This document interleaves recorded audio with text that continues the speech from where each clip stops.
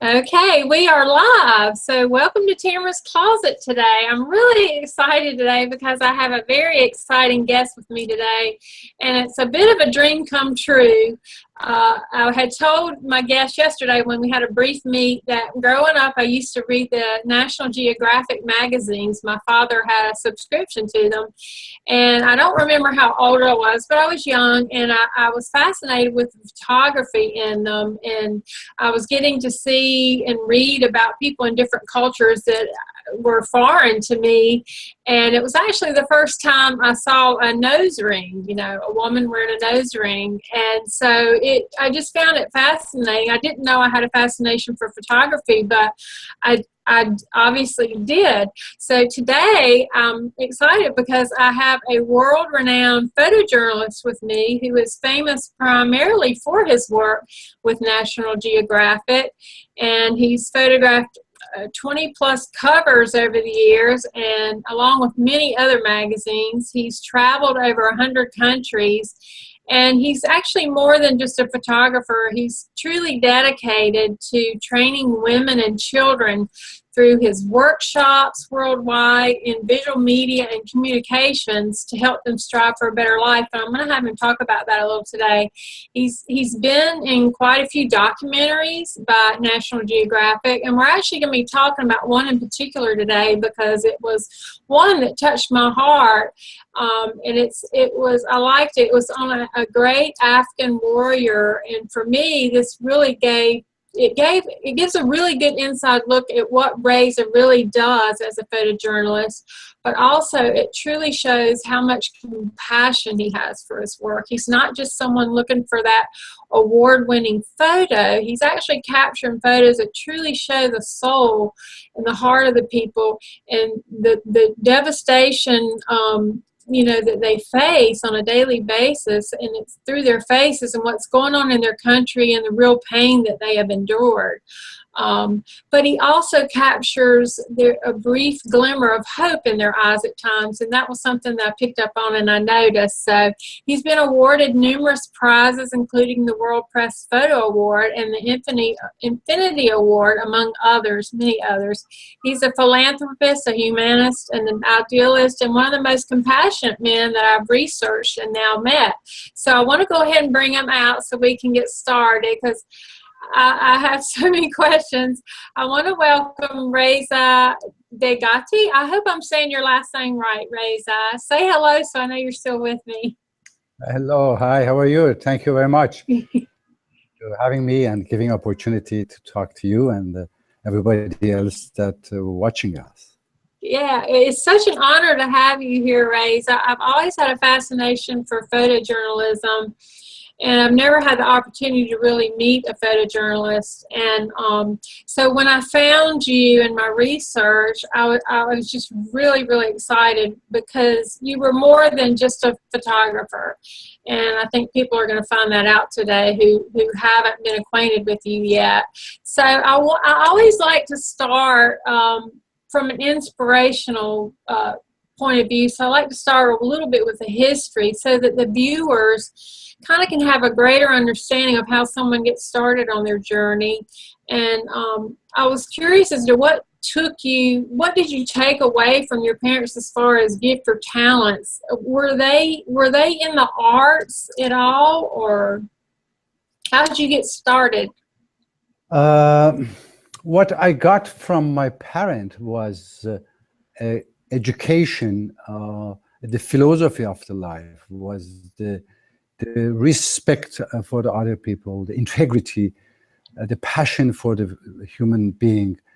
Not art. My parents were normal. My father was working for Ministry of the Labor in Iran. My mother was a housewife. But it was mainly giving us this empathy for the humanity. This is really one thing that it was in our education, knowing that I knew that from my father's side, they have been for many, many generation teachers. This is what I knew only. And my big sister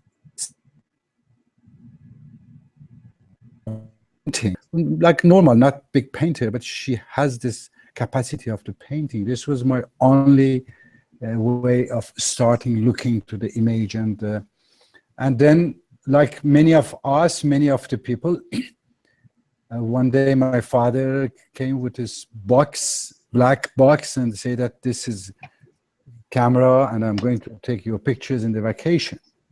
This was my first encounter actually with the photography. But I didn't come to photography just for the art of the photography. For me, the photography is a medium, is a tool which allow me to express my view about the humanity, about the world, about what's happening. For me, the photography is a new language, is universal language that allow me to talk to everybody in the world, and not only in one language, but for like covering all the languages, images. It talks to everybody. And then when I exhibit in Japan or in China or in Africa or in Paris or in New York, you know, people, they come and they have the same reaction almost to the pictures. So there is no language barrier. And for me, the photography is a new tool that bring people together, that connect people together. So this was the reason that I came to photography. Wow. So you got into it just because your father gave you your first camera. No, not exactly. Okay. No, he has his own cameras, just one. And I was looking from young age to show to the people what was bothering me as a young kid on the streets. And believe I remember a very young age, was seeing the poverty, was seeing the beggar, was seeing the homeless people, or, you know, the kids would have no shoes and going on the streets. And this was for me something that I was thinking that it shouldn't exist. Why people, they don't see, why the other people passing and they don't see that there is a beggar here, or they don't see that there's a little boy with no shoes. And that's how I came. Maybe they don't see it because they are very, so maybe if I can show you the pictures of images of what I see, then I can explain to them. That's how for 2 years I started drawing all the things, and my drawing was so bad that nobody even understand what I was showing to them. So that's how one day when I looked to the cameras, and I saw that if you look to the viewfinder, you will see what is in front of you. So I was just got like, this was my revelation in all my life. I ran to my father and I said, Dad, this box, when I see here, and it gets everything on it, and he said, yeah, that's what the camera is. I was 13 years old, actually. Wow, 13. Okay. 50 years ago today. Wow. 50. Wow. And then this was the beginning of the whole my adventure with this tool, with this camera, which is still going on. Well, what did when you started doing that, what did they think about what you wanted to do with it? Were they real supportive, or? They always been supportive. I remember my father always saying that I want to educate my children for the 21st century, because we were in the middle of the 20th century, 1950s, 60s. And he keep saying that I want to educate them to be ready for 21st century. And when I was asking, what is the 21st century going to be? And he was saying, I don't know, but you will know what is going to be. So they were always supportive. Obviously, the photography was not a job, was not at my time in Iran. It was not like a profession that, or maybe just few people, they were having the studios and photographing the portrait of the people. But this was not what I wanted to do with the camera. I said, I want to take the cameras, show what is, for me, was problems or what I like it to show. That's how I started little by little more understanding that it is not easy in many countries or many places to show the reality and to show the injustice or social injustice. And so the stories was going on. Yeah, so, and you did that for a while. You because you were 15 or 13, but then you were 23 when they tell the story about when you went to prison for taking these pictures. Well, first of all, it was not easy to go on at this times in Iran and to go around the cameras and to take pictures on the street. You were immediately arrested and people asking you who you are, what you're doing, why you're photographing. Well, now it is even worse. I mean, now in this Islamic Republic or Islamic State of Iran, it's even worse, the situation, obviously. But what I was doing, I was photographing those poverty, and I was photographing the people living in the shanty town around the Tehran, and then making a small prints out of it on my own dark rooms. I have created my own dark room at home. And then I was going out night times, hiding these pictures and putting in the university's walls. Wow. Hey, look, that's what how the people live. That's how is it. Because all the media were government media, were controlled by the government. Nobody was seeing those kind of pictures. So this started being like, this was 40 years ago. Probably the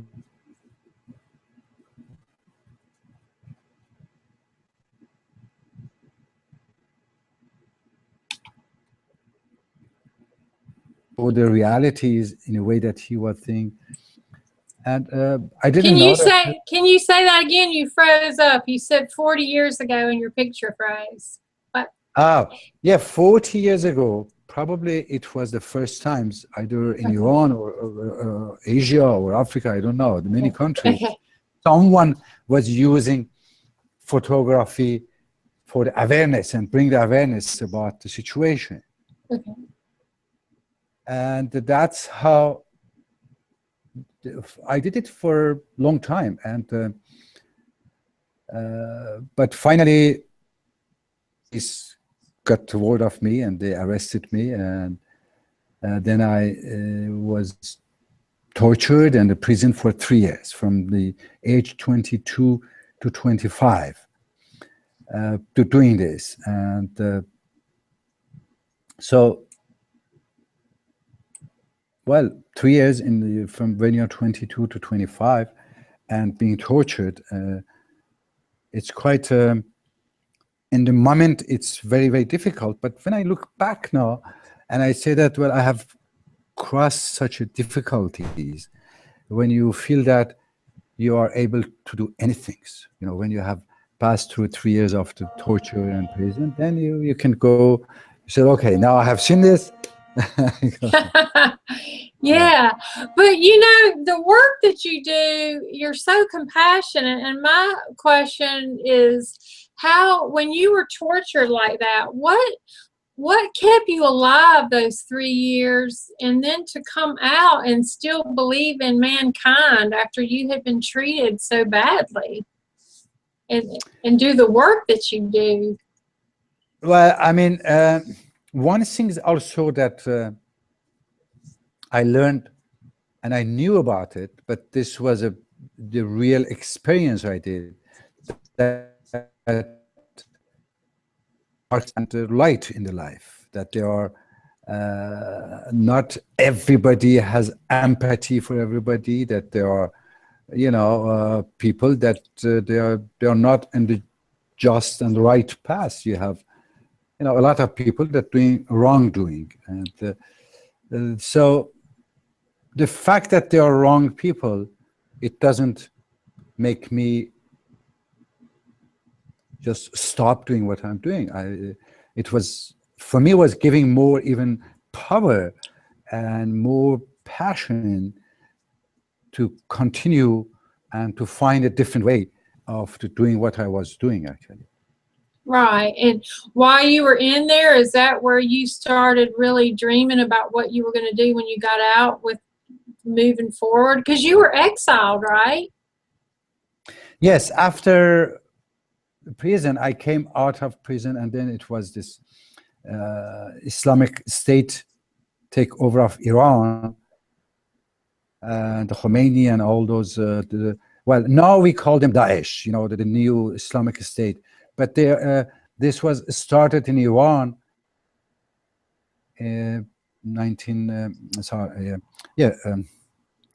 40 whatever years ago. This started in Iran.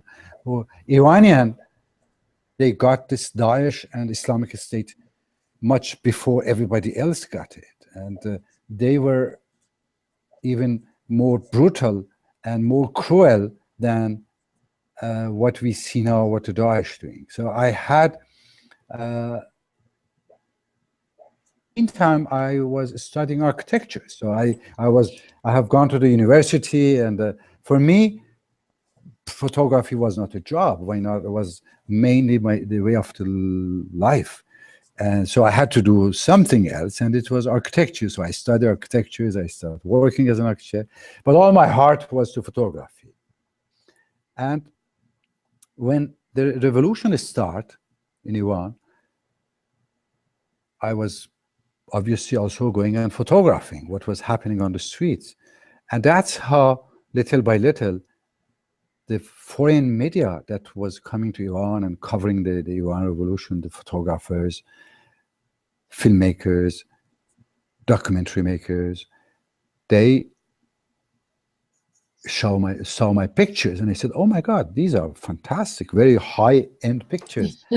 I didn't know, because nobody has seen my pictures. It was just my hobby, my passion. So that's how Newsweek get word of me, and SIPA Press agency in Paris. And suddenly I became Newsweek correspondent in Iran, and SIPA Press, through SIPA Press in Paris, I had access to more than 4,000 or 5,000 newspapers and magazines in the world. So not only Newsweek, but the one person covering and they're telling everything's happening in Iran that I was able to photograph, to 4,000 or 5,000 newspapers and a magazine. This was an enormous power, actually, to have this. Wow. That's amazing. So that's how the Islamic State, the Iran, the Daesh, Iranian Daesh, they sorry, just one. I need just to get some water. Go ahead. Maya.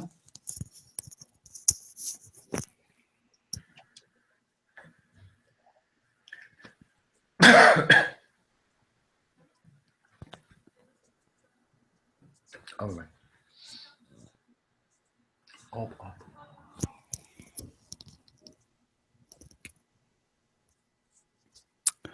Yeah, it was a long day for me, so that's why I'm thirsty, and it's very hot. It's more than 100 in Paris. So really? Yeah, and we had it like a very, very cold summer. Now it's became 110 in Paris. You're hotter than we are, and we've had one of our hottest summers, I think. Yeah. So when this Iranian Daesh, the takeover of the government, and they saw my pictures, then they come after me. They come after me, and I had to flee Iran and come to Paris, New York first. I came for a couple of months in the Newsweek with the New York, and then come to Paris. And I have been living in Paris since 1981 in exile. obviously. I haven't been back in Iran from 1981, Wow. and but traveling is all around the world. So it's kind of self-exile. I know that well, the Iranian Daesh are more dangerous than all the Daesh that everybody has seen. Wow. I mean, you've seen so much, and I can't even comprehend what you've seen. And just watching that documentary was really an eye opener for me. But you were talking about in the TED Talk, you mentioned how you discovered this power of visual storytelling for social change. How, at that time, what was your plan? How did you think you could use it to change? Well, from very beginning when I started, for 3 years I was working with Newsweek, and then Time Magazine and Life, they contact me and they offer me to work with them. From this year, which was 1983, I believe, that when I started Time Magazine and Life, I started also thinking about well, if the photography, if the camera is so important that I can see the importance of the camera, I can see how the image is going to cover the whole world. I can see how the people will be connecting to each other, talking to each other by images. This was 30, 40 years ago that it was coming to my mind. So my first reaction was, so why only me? Why not teaching the different people that they could use also the same tool? And then I start thinking, who are those people that I could teach them and they really need it?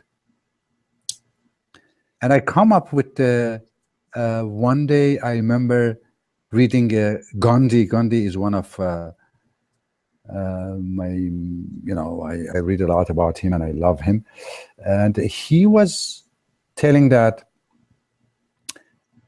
whatever you do in your life, what project you start, before starting any project, think about the most vulnerable people that you have seen in your life and ask you, am I going to help these vulnerable people or not? If what I'm doing is finally going to help those vulnerable people or not? That's how I start thinking, well, who are our vulnerable people now in the world, in the war zones, in the refugee camps, the people that live in the shanty town, the people that live in the very poor suburbs, even in Europe and the US and all the cities, around the cities. And I start my own way after helping, which is creating a nonprofit parallel to my works, and working myself for 30 years now as a benevolent, as a volunteer, benevolent for 30 years now. I'm doing, and I'm trainings. I have trained thousands of the people in photography, in journalism, in videography, and help them to create their own newspaper, their own TV channel, their own magazines. I created in Afghanistan an organization which is called AINA, A-I-N-A, which trained more than 1,000 Afghan, mainly women, that became the photographer, filmmakers. They have their own radio now, radio programs, which is called Afghan Women Voices. So my concept constantly was how photography in our century, 21st century now, and media and communication is going to help humanity and make it better, the humanity. And I believe that photography could bring the change to the society, because just by knowing each other, people, even through images, through the films, we have a different view of each other, So this was what I was doing for now almost parallel to my photography work. And I want to say that it's always I'm doing as benevolent, And my photography and my company is a lot helping also to do this kind of the non-profit works.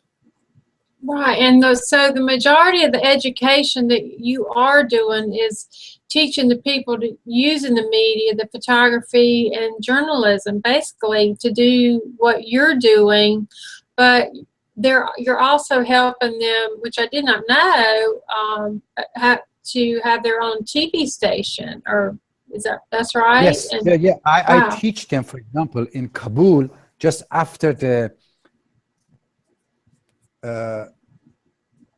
flee the Taliban, like 2001, okay? Mm-hmm.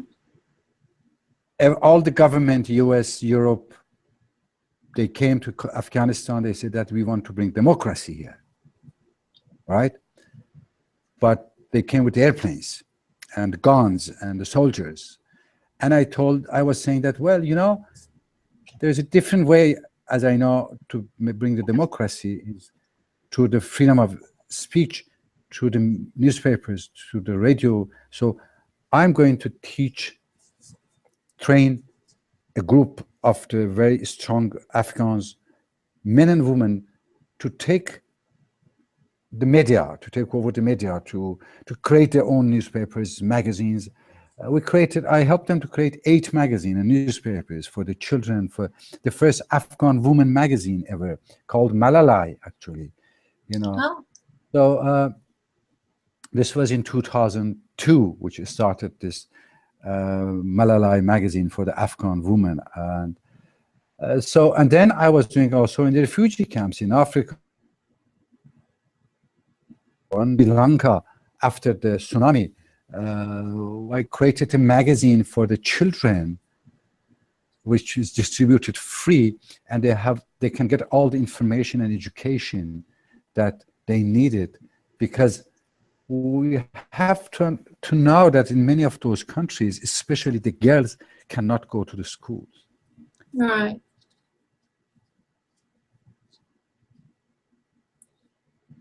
And then you're also helping them get their, are you helping them have exhibits as well with their photography?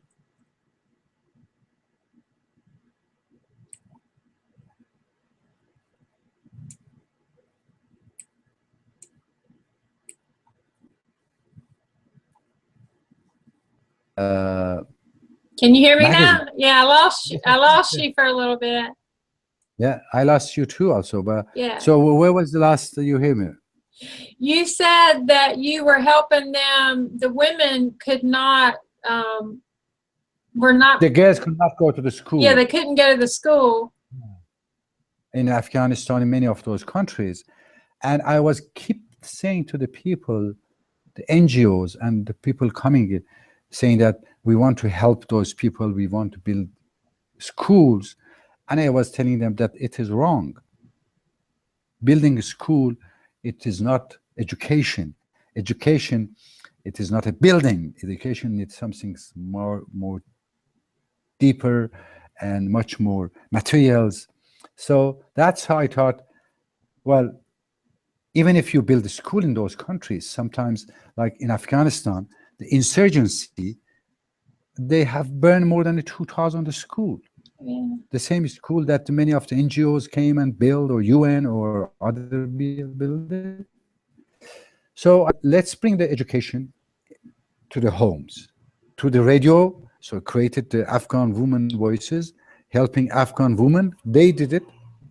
We just trained them. We helped them. And was creating a magazine for the children. So you can we distributed free this magazine at the home, and radio program. So somehow we brought part of the education, because I do believe that in 21st century, image and photography could play an important role, much more important than the one still playing now. We could make this educational tools we could really use. That's what I'm doing now, and I'm confident that 21st century is the whole story. The image and photography will be the main pillar of our civilization. Yeah, I think what you're doing is amazing. I'm just fascinated by your work and your ideas. And are you also having exhibitions of their work? Like I thought I saw somewhere, maybe on your website, or it might have been on social media, where some of the young girls were exhibiting their photography, or. Yeah, absolutely. I mean, the work which I do with the refugee children or young youth with the difficulties in European suburbs, for example, the drop out of schools, and their works is exhibited everywhere, many places which I exhibit myself. So they're invited to museums, places, and I show their pictures and I exhibit their works also. So the people, they see totally different things through the eyes of the children. Like, this is a new story. I'm for the past 3 years actually, I was spending a lot of times in refugee camps in Iraq and Kurdistan, in the Kurdistan region of Iraq, and training refugee children to the refugee camps, and they're getting a good education about the multimedia, about the image, about the web designing, about everything related, while living in the camp, refugee camps. And I give them cameras, I bring them computers, everything's the necessary. But in the meantime, thanks to them, thanks to their works, we can see their works. We can see the refugee camps through the eyes of the refugee children. So I'm using in a many different way how photography could change the life, change the connection. Absolutely. That's my philosophy. Yeah, no, I love your philosophy. I do. I love what you're doing with the children, and I mean, I think it's just outstanding that you're doing this, and I think it's making a huge difference. And they probably know more than I do, and maybe I need to come to one of your camps. I mean, I bet if they're learning all this technical stuff, they're probably way ahead of me. Well, I don't know what will be happening next year in US, but we may have US refugees soon all over the world. Oh, that'd be great. Well, I have to ask you this, Reza. One of the first things that came to my mind when I was looking through some of your photos in your gallery was, how do you separate yourself from the devastation when taking these photos of people who are facing such life-threatening situations? Because I know you're very caring and compassionate. I mean, well, wet eyes, tear in your eyes is one of the first things that come to you when you are in this situation. Right. When you see people how suffering, and when you see why they are suffering, this is the main problems, which more you go on the field, more you find out why they're suffering. And this makes you even more sad. But again, I believe that the power of photography, the power of image is such that not tomorrow, not in 2 days, not in 1 year, but it's really going to bring the humanity in a better places.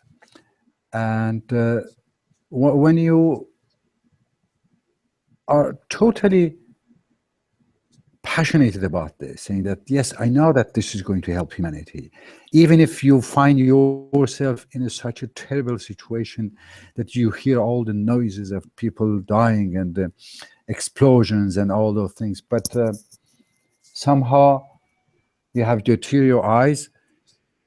You say, I'm here. The reason I'm here to document it. I have to come up with some things to show to the people up there. Hey, stop 1 second. Look what's happening. Look what's happening. Just in the same, we are all living there. You know, this is the main thing, is that people still, they think that the boundaries is something that separates them. So you say, I'm French, I'm American, I'm Italian, I'm Iranian, I'm whatever. But hey, I want to tell everybody that, you know, before being what you said, we are all one human being. Mm-hmm. And before all this border was traced on the map, which they keep changing. So there are, if you look to the map of the world and countries in the past 100 years only, you will see how everything is changing. So nothing is there, but human and humanity is there. So these are the things which always come in my mind. But again, when I'm back night times, I have all these nightmares. I have all these stories. I have all these kids which they have died or wounded just coming to me. And that's how it bring me to read poetries. Poetries is a very important part of my little secret about what you were asking. That, and so I read a lot of poetries, and one of the favorite is Rumi. Rumi is a 13th century poet, which is, I read that he is the best-selling poet in US for 10 years now. Yeah. Rumi. Yeah. Probably you have heard about him or you read him already. So that's how I keep going, and I keep moving. Right, and you focus on the good that you're doing rather than the pain of what you're actually experiencing right then, and that's good. I mean, I think it's amazing that you can do that. And I noticed that how are you accepted by the people that you are photographing all over the world? Because I know that some places you've been back to, but when you go somewhere the first time, because you've been doing this for 30 years, you know, how do they accept you the first time they see you when you're there with the camera?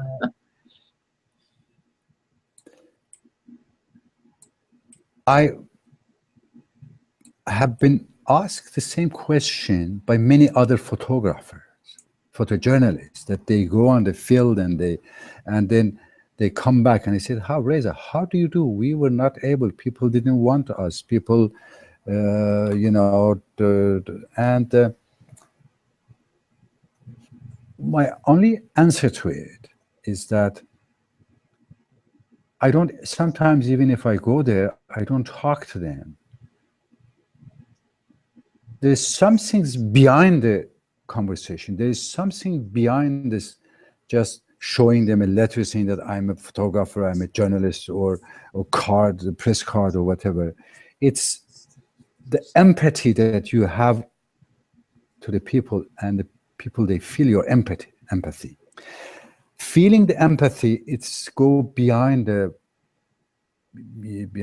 letters, behind the talking. That's how is it. People, when I meet them, they know that I am there for them, not for me. Right. That, you know, I'm there to listen to them, talk to them, sit down with them, share their moments, share their suffering, share their joys, but not for me. I want to do all those things and bringing their stories to the world. So the only people that stop or they don't want for me are the people who has done something wrong, or they are doing something wrong and they don't want someone being witness about it, right? So that's how you can't go to North Korea. You cannot photograph many of the countries that you can't photograph and go to Islamic State and take your pictures or be a journalist there, or in Islamic State of Iran also, the same thing. So these are the main focus for me, saying that if someone really stop you by photographing, definitely he or she has some things to hide, and he or she has done something wrong, Right. especially the government or companies, for example. Right. Well, they obviously pick up on your empathy, and you're not talking to them like a journalist. I mean, I watched you on the documentary, and you're very approachable, and they seem to accept you very, very well. I was really amazed at how you, and I had a feeling it was by the way that you are communicating with them. You're not coming from I'm gonna take the picture for the magazine. It's you're there to tell their story, I guess is what I'm saying. And first of all, even behind before the magazines or TV or whatever, they know that I have personally an interest in their stories and their lives. And I'm not doing this. I was not missioned by someone just to go and take some images and come back. I'm there because it really touched me, your stories, and so it touched my heart. So these are the main things that probably changed the, then come to the shake hand and the eye contacts. Then you talk to the eyes of the people. That's why many of my photographs, the portraits, they have the talking eyes on my photograph, if you see. Yeah, I noticed the eyes in all your work. I mean, I'm really amazed. I really am. And you call your camera your weapon, And when you say that, how do you mean that?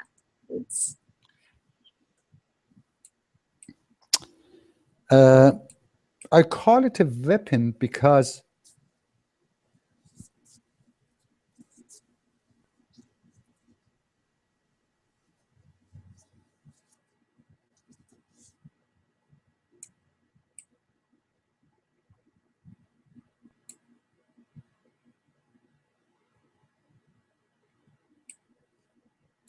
I'm just waiting for you to unfreeze. You've frozen up again.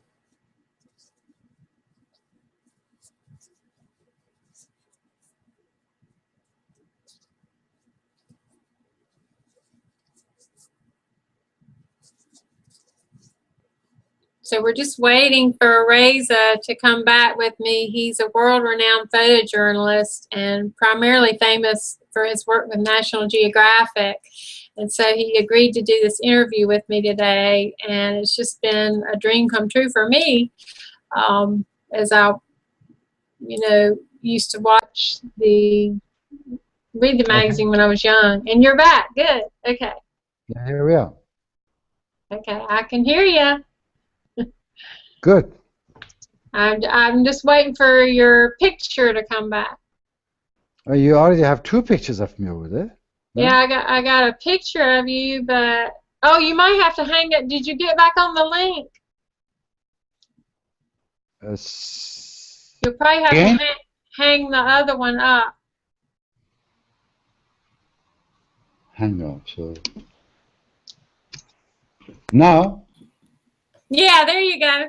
You're back. Back. Okay. Okay, good. You're doing good. You're doing. Not me. Mariam, my assistant, she's doing all the work. Okay. Good. And she's listening there. That's why I came back. Okay. That's why she came back.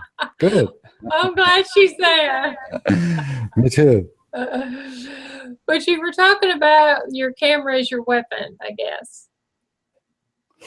Yeah, in a way, as I said, it's a really the most strong tool ever invented. Yeah. When you think of just Eddie Adams, one of my very dear friends, he was one generation before me, he took one pictures of this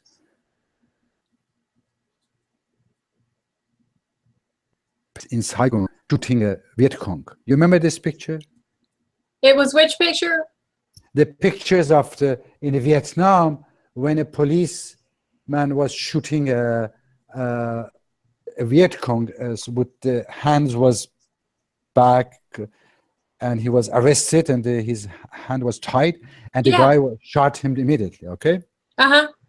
One pictures.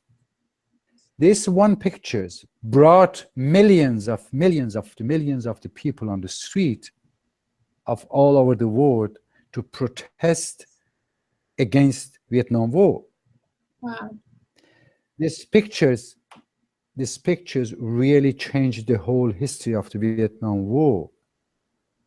So one camera, one pictures, and how many of the airplanes and the bombs and the soldiers for many, many years, they were fighting in Vietnam. This was the photographer finally that won the peace.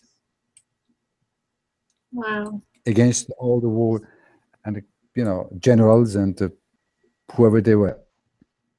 So it's one camera, one photographer, but it's like the weapon. So I mean, I think I like that. That's why I just wanted to ask you about it so the viewers could hear your take on that. But there was something I wanted to quote you. I hope I have the quote in here. It was in 1998 when you had your first themed exhibition, Memories from Exile. And I wanted to quote you here. You said, "Beyond the joy of freedom itself, there is the physical and intellectual fracture of mourning one's own country, a smell, a taste, a landscape, a face, melody of one's own language, the rhythm of one's own country, the exiles. Joys of the present are full of memories of their past." Was this, I mean, I know you were referring to your time. Was this exhibition, because I couldn't find the pictures on it, was this from what you went through? Well, first of all, congratulations. You got one of the best phrases about exile, which was my exhibit. It's very nice. Oh. And the second story is that the same way which I said that I started exhibiting my pictures on the public in Iran, putting on the walls. I always believe that the best place for the photography exhibition is outdoor, is the street art. I'm a fan of the street art. And so when Louvre Museum, a carousel, they invited me to have an exhibit, and I said, okay, I will do in the public passage of the carousel of the Louvre. This was the first ever exhibition in this place, and I called it Memory of Exile. It was 1998, so it has been from 1981, which I was traveling as an exile all around the world. So, and this was part of the pictures that I was taking in all those years, you know, thinking of exile, thinking of the refugees, thinking of all the different people that suffering they have. So it was a mixtures of a lot of different stories, those Memory and Exile, and probably one of the very, very beginning, first outdoor exhibition in Paris or France or whatever. And to get a lot of people coming. Really, I was very encouraged by this, and I keep doing all this outdoor exhibition, still going on at different places, a different exhibition, obviously. Yeah, I like that. I saw the one you did. I guess it was in Kabul or it was somewhere. After you took the pictures of, I don't know if I'm pronouncing it right, but.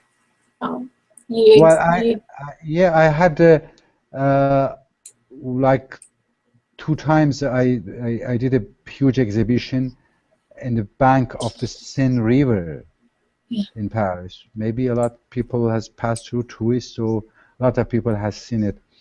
And I do installation, art installation actually, with my photography.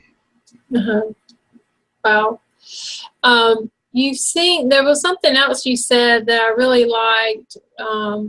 Because you've seen, you still see a lot of the beauty and the magic around the world. And even though I know that you've seen so much devastation, but you said in a documentary that where you were, when you were in Kabul to photograph these images of hope, your assignment was to capture one image and a portrait that would be symbolic to the face of Afghanistan today. You said you were not a war photographer, you were a peace photographer.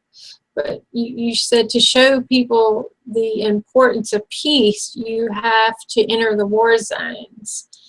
And I thought that was a beautiful quote. Because well, it is true. I consider myself that what I'm doing is for peace, not for war. And so sometimes people, they say, you are a war photographer. I said, no, no, no, no. I hate war. I'm a pacifist. I against war, and because they make suffer people. You know. The only war for me is when you're defending your homeland. If someone invade your home, if someone occupied your land, then you have to defend yourself. This is the only war that is accepted, and it's even somehow it's the only things that you have to do. Some people, they came and occupied your land, then you fight them back. This is for me the only acceptable. It's but going to another countries for any other reason, to change the regime, to take out their resources, to whatever they have diamonds, they have oil, they have, and you have an interest in it, and you want to, and you find a way that saying that, okay, I'm going to create a war, and then I can get all this diamond and oil and everything. These are the real inhumanities, actually, inhumans. Right. Yeah. I agree. Well, you got really close to the war when you were following Commander Massoud in 1985. He was the freedom fighter. And when I was watching this documentary, you seem so comfortable, and yet it's not safe. And I was just curious as to how do you prepare yourself for that emotionally and physically, because you know you're entering a place that's very unsafe for you. Well, war zones, as you know, or as people, I mean, you don't know because you haven't been there. No. And I really hope and wish that you will never see a war, because it's really the very dark side of the humanity, the war. It doesn't matter. For me, when one of my story for National Geographic was in the Afghan-Pakistan border. I spent a couple of months traveling there, and you know, all this fighting going on. And I spent also with the U.S. Special Forces a couple of times. And for me, they were also victims of this war. The war that they have not decided, the war that they don't want it, the war that people, the politicians, they come up with the very fake reasons to fight someone, and then bring the children of the others. Those presidents and the generals, they never send their own children to the war. Do they? No. No. Even themselves, they never go around there.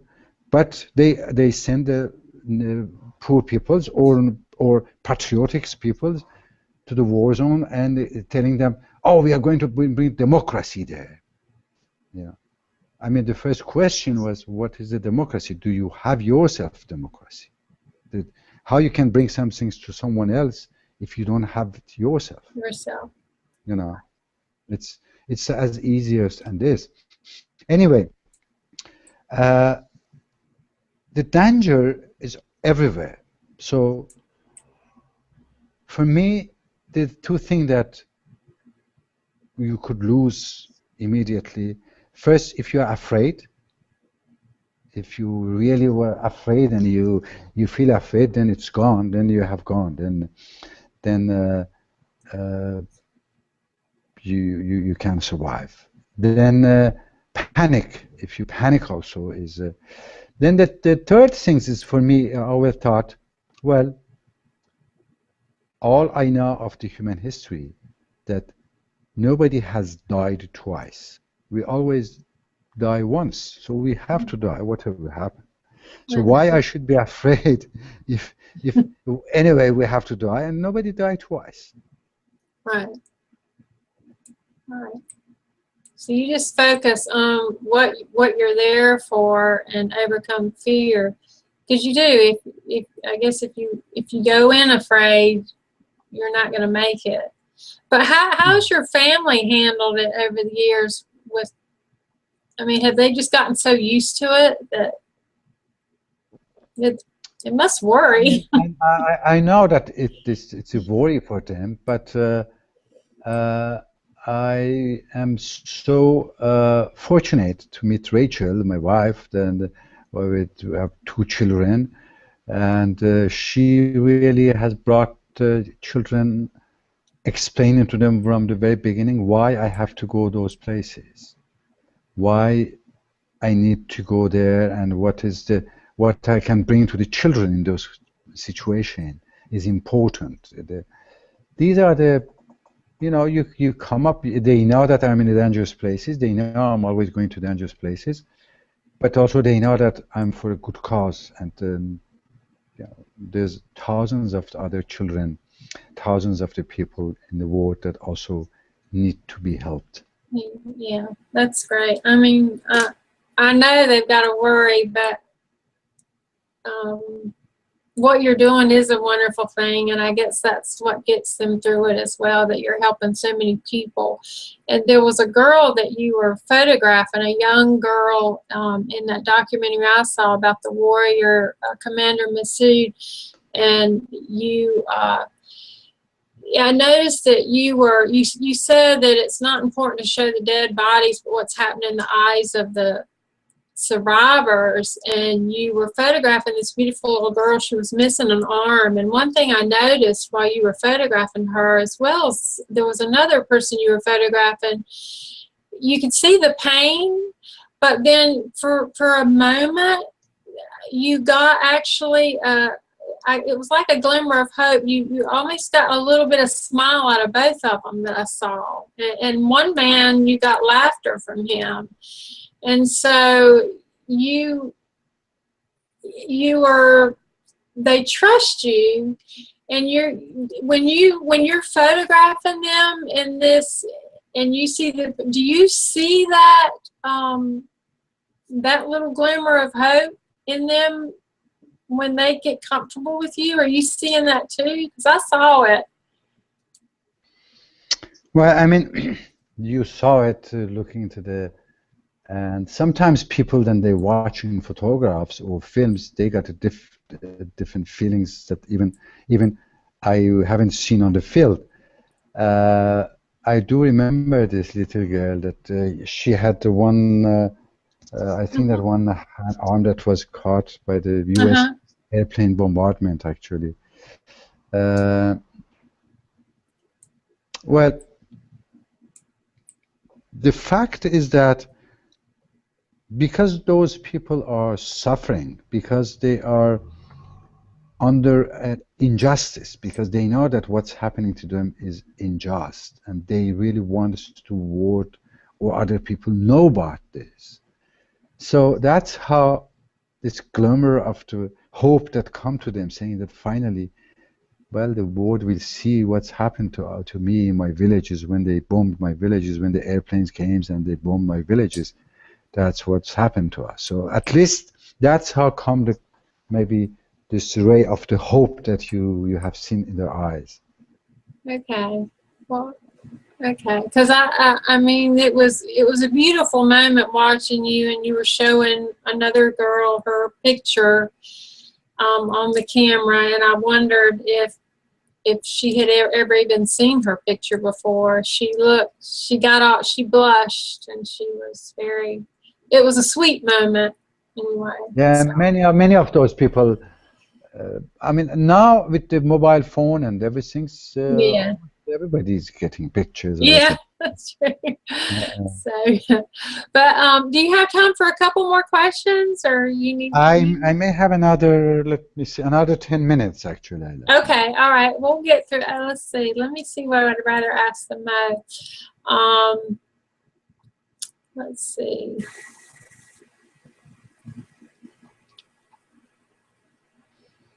So you have one of my books. I do. I have one of your books. And I love it. I love it. This is your most current book, right? Yes, and this is a book which done by National Geographic.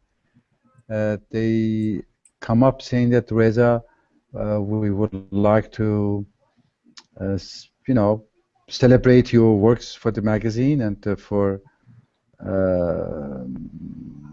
20-something years. Now, let's do a retrospective of your works over this 30 years. So, and it says a lot. The name War and Peace, it says exactly what we were talking about and what I'm trying to show in the world, actually.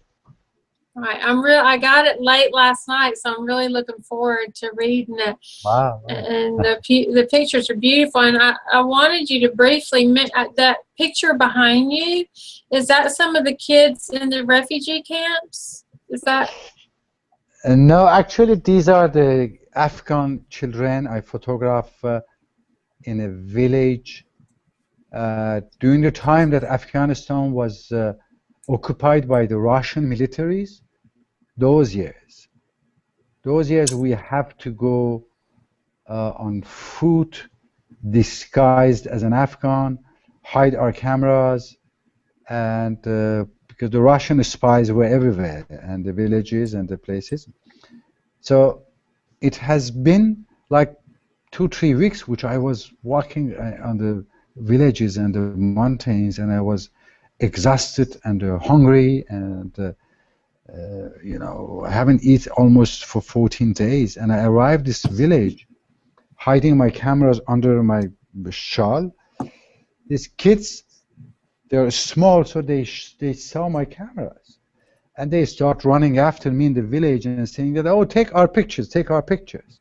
Oh. But I was afraid that you know, people or whatever they see, or there are some Russian spies, and I would be arrested. So I would keep saying that, please don't do it. No, I don't take pictures. I don't, you know.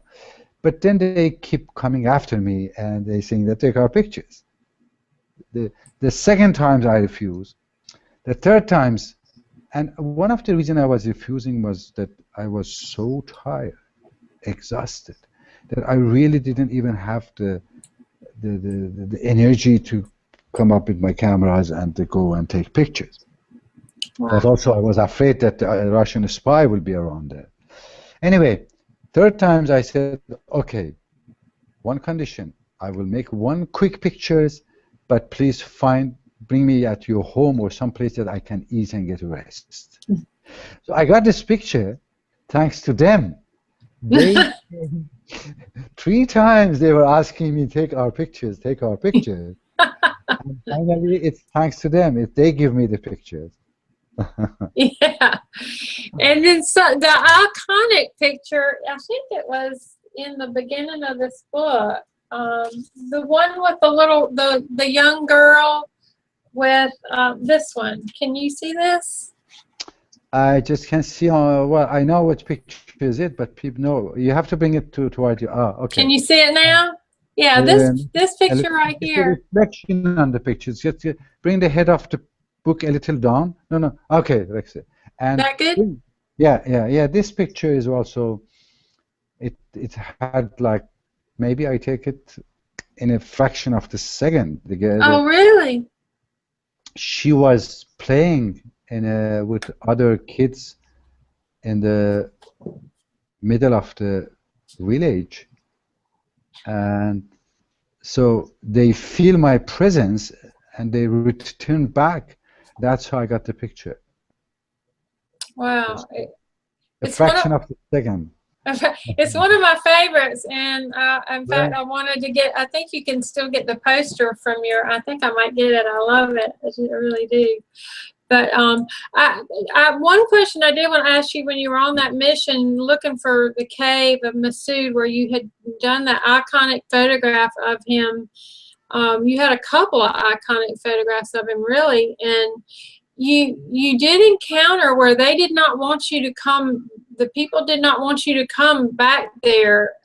Does that happen a lot? And you managed to get there, but I was worried about you because how do you overcome that resistance? No, it's not often, as I was saying. This was a very specific case, which actually I try to understand and find out why some people now in those countries, they blocking and they don't want a journalist, they don't want a photographer. The reason is, unfortunately, is that they have seen a lot of the foreigners under different name, under different missions, comings and telling that, oh, we are going to help you, we are going to help you. And those people believe them. Believe that, okay, if someone comes from US, he said that I'm coming from whatever countries, or US or Europe or Japan, and I'm going to bring you help and I'm going to change your situation. And then they goes and nothing happened to them. So they were protesting also, saying that we don't want anybody come here, because we have seen a lot of foreigners coming and you know, promising and nothing's come up. So this is unfortunate. We have a lot of delegations, government people, military people. They pour in those countries, they promise the thing to the people and they don't deliver. Or when they deliver something, it's so wrong. You know, the buildings, it doesn't work. The hospital, it doesn't work. The road they making, it's after first winter, the whole road is destroyed. So the people, they lost the trust. That's the reason. The people in those countries, they lost the trust on us, on the people coming from this side. So I'm trying to rebuild this trust. Right. Well, you're doing a good job of it. Well, one more thing I wanted to mention before we end, because I wanted the viewers to know that you do have some ventures or missions that are a little more pleasant. They're not war and tragedy. And that was, like, I watched the documentary on the soul of coffee, and then you did the journey with your son, A Childhood Promise, and had authored a book about it. And I'm assuming these are things that almost seem like a vacation to you, to have a lighter atmosphere. And I am photographing for 40 years now, non-stop, every day. So whatever I do, wherever I go, and it's happened that, yes, sometimes I do the stories saying that how photography could bring people to understand who is making this coffee. You drink coffee? Yes, you do? Yes, I love coffee. Okay. So, and then I was asking people, but do you know who makes these coffees? Almost 95% of the people, they didn't know. So the soul of coffee, for me, somehow, the reason I accepted to do was also, at least people that drink coffee will see those pictures, the face of those peasants from India, from Ethiopia, from Brazil, from Colombia, from Guatemala, from Nicaragua, and all those places, from South Sudan. And they will the next time they drink coffee, at least they will have an empathy for the people that work hard to make this coffee for them. This was the reason I did. Okay. Yeah. I got to go. It was so fantastic. This kind of interviews is also very nice vacation and Oh, good, good. thank you very much. I Yeah. really enjoyed talking to you. Thank you. Thank you for being here today, Reza. I really want to thank you for being here, and it's been an honor. And I know the viewers can follow you on it's rezaphoto.org. And then your organization is AINA World. RezaPhoto.org is everything's on it. Yes. Okay, everything's in there. Okay. Well, thank you so much for being here today, Reza. And I'll be in touch with your people and let you know how to see the replay and all that. Thank you. Bye. Bye. Bye. Thank you. Bye. Bye. Bye. Thank you so much. And I want to thank the viewers for their continued support, and make sure you tune in a couple weeks. I've got another musician coming up, and we'll be announcing that soon. So take care. Bye.